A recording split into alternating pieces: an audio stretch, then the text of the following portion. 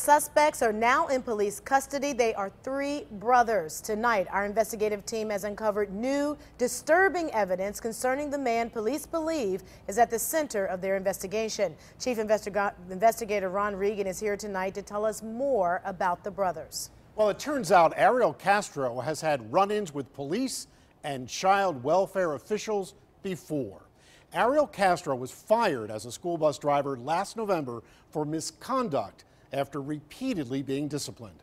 While three women were being held captive inside his home, Castro was driving a school bus by day for the Cleveland schools. Now, records we obtained show that just last year, he used his bus to go grocery shopping, and before that was suspended for 60 days for an illegal U-turn. But it was the January 2004 incident when he left a child on the school bus that we now know much more about.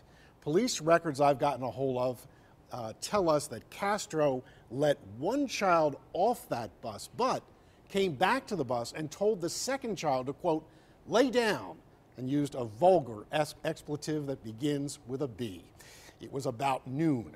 Castro then went inside a Wendy's, ate lunch, and then drove around for a while, he said. He even parked the bus for a period of time before dropping the child off around 2:15 in the afternoon.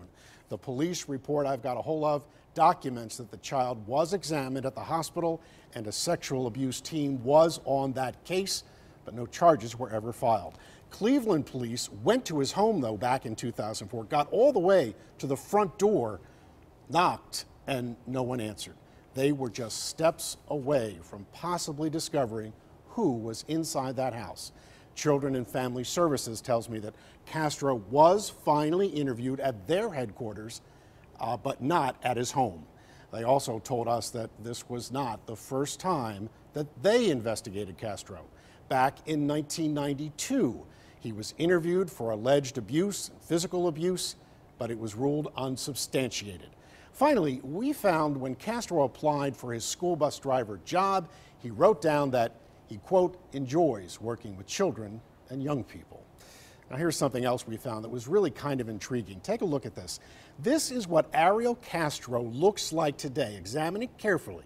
Notice the hairline, mustache. Now, look at this sketch of a suspect that police did in 2005. Again, look at that hairline, mustache. Now, you know, you may see a connection, but apparently no one at the time, no one out in the Seymour Avenue neighborhood did make that connection.